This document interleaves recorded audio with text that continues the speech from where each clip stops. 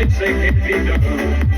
We've got a long way to go, and a short time to get there. I'm eastbound to Fort and run. Keep the football on the field, some devil minding bricks. Let it all hang out, 'cause we gotta run the race. The boys up the steps in that mountain, and they're steering, starting out. I couldn't get back no matter what it takes. Eastbound and down, put it up and tuck it. I'm gonna do what they say can't be done. We've got a long way to go, and a short time to get there. I'm eastbound to Oh yeah, it is about that time. 96.1. It's 3 o'clock, and Eastbound and Down is in the house. And yeah, it's just amazing. Buford over there, man, it's been a long day for him, man. I mean, he's sleeping and waking up and, walking in and out of here going, I know that bandit's in this building. And no, he is not. That's what he said. He goes, I can smell him. I can smell that Mr. Bandit. I know when he's around. So I kind of have an idea that he may be hanging out in one of these side rooms here. Yeah, he might be, but it's all about Buford today, and and Sean, and seeing what you guys have been up to, and what's some of the stuff that you guys got coming up, because you guys got some more shows coming up before the beginning of the year. Yeah, we do. We do have a couple of Comic-Cons that are going to be taking place. Actually, one Comic-Con and two Christmas parades that Buford and Junior will be at. And Buford's looking at me like I'm crazy. The last time that we booked Buford a Christmas parade, it started out in the 70s that afternoon, and then by the time of the parade, there was snowflakes falling, and he and Junior were in the chop top. So oh man, we do Christmas parades. But yeah, we'll be down in Louisiana for a Comic-Con, and then got a Christmas parade next weekend, and also I believe it is like the 14th or 15th of December. If that falls on a Saturday, I don't have the calendar here in front of me, just kind of going a little bit later this year, just because the fans want to see us, and we're happy to make that happen. It'd be the 13th. The 13th of Saturday. 13th. There we go. 13th. So, and where can the listeners find you guys online? BanditandBuford.com or BufordandJunior.com. There you go. And that's got that takes you to the website, and then you can book us for events right there, or you can head over to check out some of the social media. I know the website's going to be getting completely revamped right after Thanksgiving, and it's going to get a fresh look and a whole lot more information on there. The cast and crew, when we're out doing the shows, we love to interact with the fans, and we take hundreds, if not thousands, of photos, but we don't get to see them all. So we encourage our fans to send in the photos or tag us online with those, and we can share those on all of our social medias as well. Just because, we like to see the smiles that we put on the fans' faces even after we have interacted with them. So, yeah, because I've been on your social media. You guys took my photo because it was locked on Facebook. When they verified me as an entertainer, they wouldn't let me change my profile picture.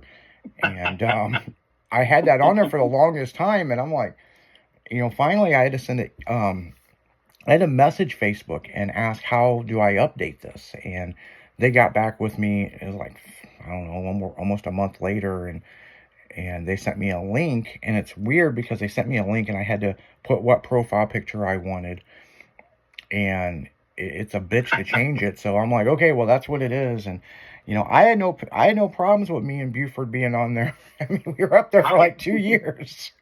I've never seen that on there for quite some time. Yeah, and I couldn't change it. I could add to my story, but that's the picture that they verified. I am who I am off the face recognition and my federal ID and everything else.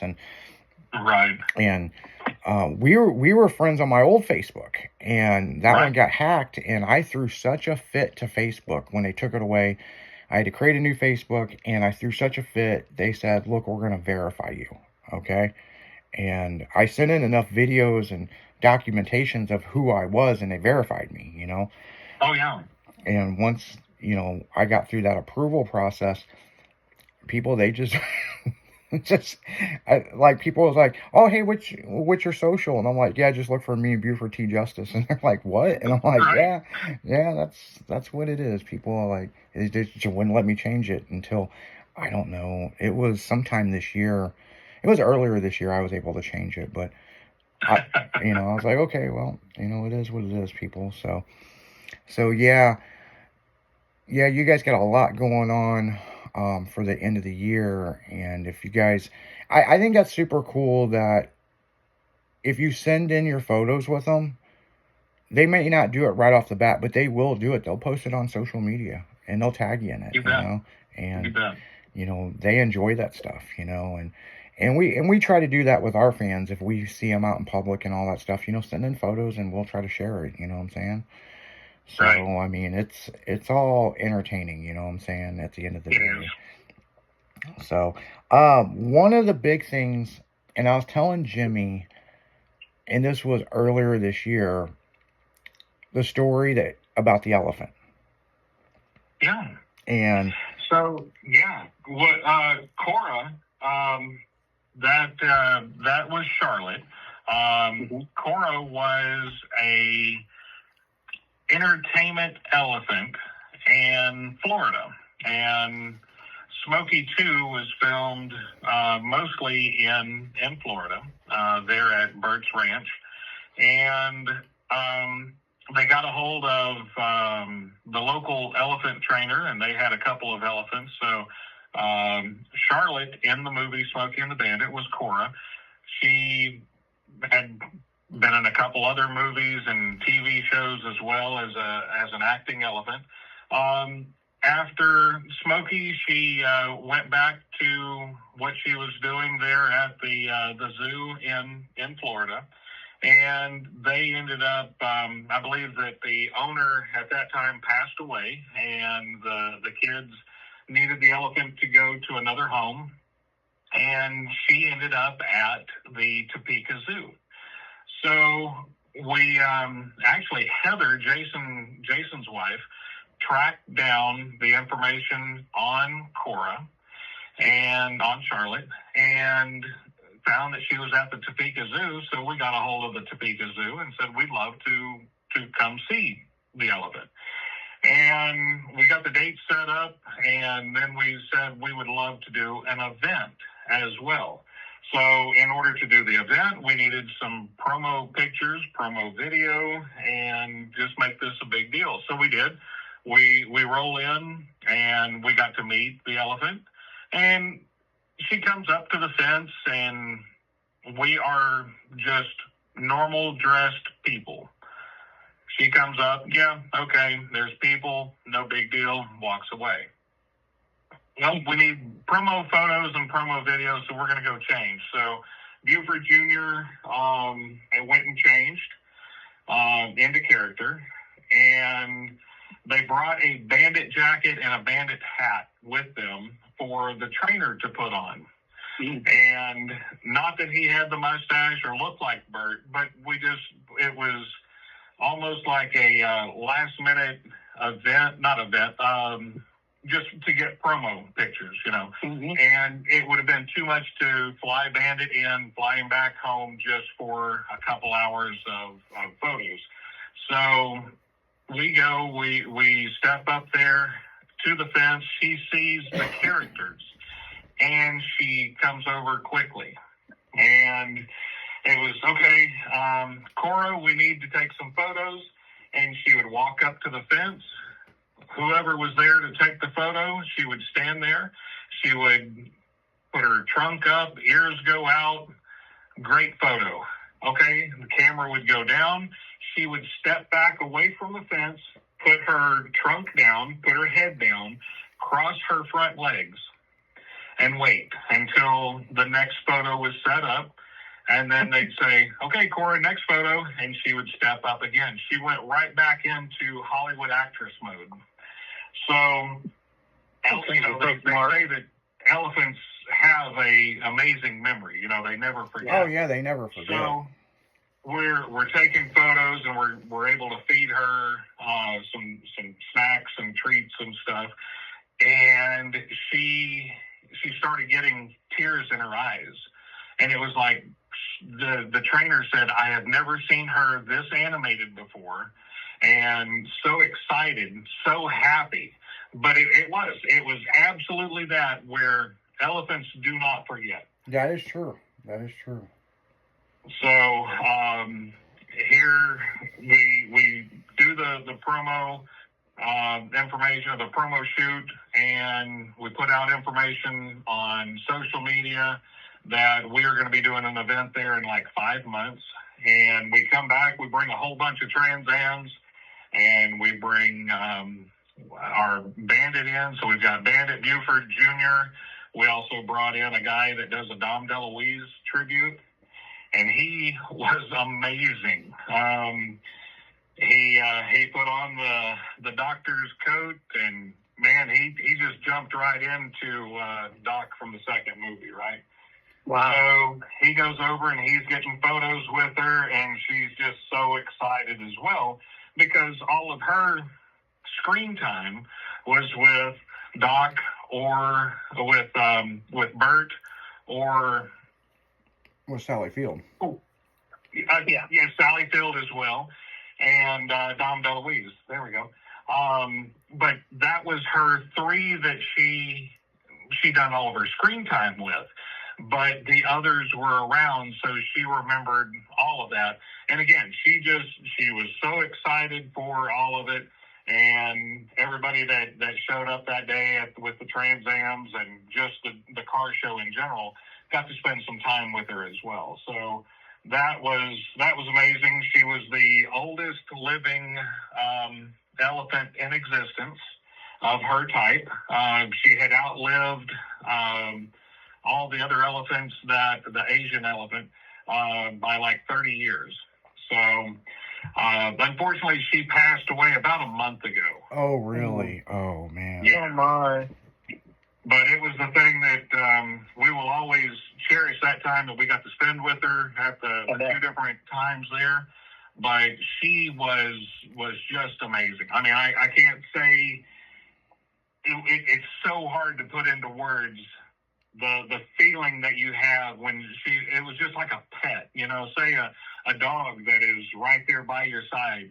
It was like night and day difference from being just a regular person there to see her to being the character that she just absolutely connected with from the movie in her movie days, you know. Right. Well, and you know, the one big thing is when you told me that story a few years ago, and while they were shooting the movie, Burt Reynolds spent a lot of time with that elephant.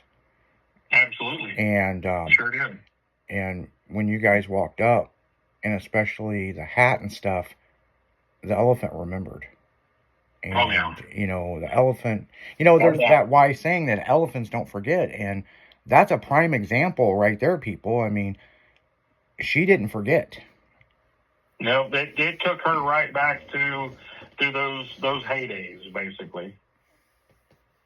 Yeah, she had a great time. That is something. That story, you know, there's a lot of good stories from you, because you know we talk off and on, and there's a lot of good stories. I mean, we could go on all day, but I mean that one is probably one of my favorite ones. And I told that story on the air with Jimmy about, you know, can you believe that the elephant's still alive? You know, and right. He's just like, really? You know, like, you know, but yeah, I mean, it is unfortunate that she did pass away. You know, but I have a question. Yeah. What was the story in the movie? What was the reason that the course was illegal on the East Coast? I don't remember. So it wasn't pasteurized. Ah, that's what it was. Okay. So I remember my dad used to bring it back too, back in the day. And I remember when it became legal for over here. Yeah, it was a serious thing. Yeah. Remember we were talking about that the other day, and we couldn't remember why it was illegal. That's why. Yeah, It was pasteurized. Pasteurized, yeah. Yeah. So even, you know, Smokey and the Bandit, when Hal Needham come up with the idea in late '75, and he started working on the script for it, he said the story is where he started writing it was they were filming Gator, or it was White Lightning. White Lightning, right? Two great movies. Good movies. So they were filming that in Georgia, and one of the transportation guys that was running back and forth getting cars for the movie filming, he would stop off, pick up Coors beer, and bring it. Hal really enjoyed it, coming from California at the time. So he was used to Coors. So they would pay for him to pick up Coors, and he did, and it would go into everybody's hotel room fridge. And in the mornings it was there. In the evening, when they would come back from a day of shooting, the Coors was gone. So they started catching on to it and said, okay, this is happening to everybody after the housekeeper comes in. Let's see if we can catch her. So they baited the refrigerators and turn around. She goes in, grabs Coors, comes right back out, sets it in her cart, moves on to the next room. So Hal goes up and confronts her, and she didn't speak English, but she spoke broken English, and said that her boyfriend loves Coors, and he couldn't get it in Georgia. So there you go. And it turned into, well, you can't get it, and people are wanting it. So he was like, I could write a movie about this. But yeah, it wasn't available east of the Mississippi. Yep. We have a good friend of ours who is also a stunt guy, Doc Elliott, and in his late teen years, he had a '76 black and gold Trans Am, and he was running Coors and other alcoholic beverages from Kansas City down into Memphis area. And he said that the statute of limitations has run out, so he's able to talk about it now. running blocker for a lot of the trucks as well. Oh yeah, that's cool. That is very cool. Oh yeah. Very, very cool. Yeah, that was a serious thing because we did look up some of that, and there was seriously a lot of truck drivers going to prison for running alcohol east of the Mississippi. Oh, they were catching people in cars just running a couple cases. They'd get bail their ass, Yeah, it was a big thing back then. So yeah, I mean, it was like perfect timing for that to come out, Yeah. Right. And there's always that story about Anheuser-Busch blocked them from doing it, but realistically, it was a pasteurized issue. You know what I'm saying? Yeah. I'm sure Anheuser-Busch had their hands in it somehow. You know what I'm saying? I'm sure that story's, somewhat a quarter true, but the thing is, that's another big thing because out west, it was hard to get Anheuser-Busch products out west.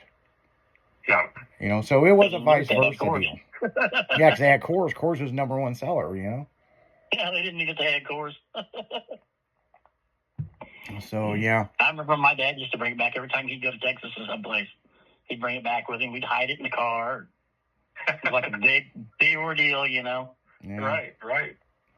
Yeah, it's the Catalina of beer, So, what's some of the wildest stuff that you've seen in your career doing this stuff? Yeah, no doubt. Wow. So there's one that just absolutely sticks out to all of us. It's one that we all mutually agree on. We were at a show, and a lady come up and there's two of these. So one, she comes up to us and says, I'm going to go get a tattoo. And I want to get your guys' autograph on my legs. And she's got tattoos all over, head to toe. She's tattooed. She wanted our autographs and was going to tattoo our autographs on her leg. And it was like, okay, first, you know that we are not the actors. We are tribute. And she's like, yep, I know that. And it's like, okay, so you know a tattoo is permanent for the most part. And she's like, you don't have to tell me this. I own a tattoo parlor. And it was like, okay, well then. Break out the Sharpie. Yeah, broke out the Sharpie autograph, and about an hour later, she sends us the photo, and here's tattoos of our autographs on her leg.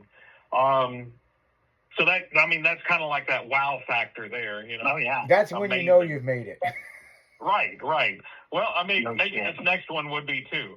So, everybody's signing photos and everything, and I stepped out from the group and took a couple pictures with some people, and then a lady comes up to me and said, I want you to sign my boobs. What? Okay. Kind of look around and was like, okay, I'm on candid camera. What's going on here? And yeah, so got to sign those, and I had Broke your heart, a didn't it? to work with. It broke your heart to do that, didn't it? It did. You know, it's a terrible thing. Yeah. You know, To just not do it. Horrible. stop the whole world to sign some titties. Right. I didn't look at all, honey. I didn't. I was looking at the sky the whole time. Yeah. It's where you look I don't away know and you how start to that turned out sign, okay. but then you gotta look back to make sure you're going the Yeah. correct way, you know? Oh, you got to find that second part of the signature, so you got to line it back up, you know? Yeah. First name, last name, right? First name, Exactly. last- But I mean, there's different things. I mean, every event that we do, it's something that just really stands with you. But those are the two that I would say on the out of this world type, you know. Yeah. Mm-hmm. That would be it. Because, I mean, Yeah. you see rock stars and they're in these bios on bio movies that they're signing everything, you know, everywhere and everything. And it's kind of that moment of rock star status, you know. Well- But you also have the autograph turns into a tattoo. It's like, just like you said, now you know you've made it, you know? Well, a couple years ago, you guys did a show and you got back and me and you were shooting shit on the phone, and you guys went to a restaurant, but you guys weren't full character. And, Right? and you're like, we like completely shut down this small town restaurant. And we were just like, how do we get out of here? like, No shit. like the bill's taken care of. No, we're willing to pay, you know, and you know, But that, did you guys roll up in the vehicles, too? Sometimes, yeah. Sometimes That would have been funny. The vehicles, and there was a certain bar in Nashville. I think this was 2 years ago. Mhm. I'm not gonna throw the bar under the bus, but it's right there on the it's on the main drag. strip. And we're inside, and you know, we're in character because we had been at a show all day, and we had about 30 people with us, Mm-hmm. and they were all Trans Am people. So, you know, parking isn't the best down in At all. downtown Nashville, but parking garages, that works. So everybody was there, parked Trans Ams. We're in character. We go into one bar, Kid Rock, and they absolutely loved us there. So it's like, well, we don't want to just spend all our time just in one place, and we're going to move around. So we Mhm. go to another location, and the very young punk security guard had a huge chip on his shoulder, had never heard of Smokey and the Bandit, and he was mean mugging us for the probably 20 minutes that we were in there, 19 minutes longer than we really should have been, and that's our side of it. We're there, music's playing, everybody's starting to socialize, and we've got fans coming up taking photos with us, and the bands are absolutely loving us. This kid comes Except up, one guy. and he's like, "Why are you wearing that? Are you a sheriff?" Buford T. Justice. We'll explain. Smokey and the Bandit? Nope, never heard of it. Buford T. Justice? You ever heard of it? Nope. Burt Reynolds? Who? Nope. Okay. Does this guy like live under a rock? Like, Well, that's where he probably needed to go back to. But we're there, and again, having fun. But I did have the gun belt, but the gun is a prop. And he's like, "I want to see the gun. You can't have a gun in here." Okay, cool. Here you go. Take a look at it. He looks at it. Yeah, it's a prop. Go put it away and go have fun. Okay. So we go back over, and we're interacting with some more fans. He comes over, and all the attention that we were getting, he didn't like it. Right. So he thought he was just going to kick one person out, and the whole group, plus everybody else, the fans that were there, they left as well. So that's when you know you made it. You shut down an entire venue. Yeah. right. It was just the ego and the attitude that he had, and I do understand that it may have looked like a gun, but it's a prop gun, and after he'd already inspected it and seen that there's no metal, no firing mechanism, no anything. Yeah. He still had the ego, and even other security people, they were like, "No, it's not a problem. It's good. Don't you know who he is?" Yeah, and this guy's like, "I have no idea. I live under a rock." But Yeah. speaking of rocks, guys, we've got to go to commercial break real quick. You and Buford going to hang out with us a little while longer? Okay, cool. Yeah, we can do that. Yeah, okay. So, guys, we're going to go to commercial break real quick. You're listening to 96.1 Styling. We'll be right back with Buford T. Justice right after this.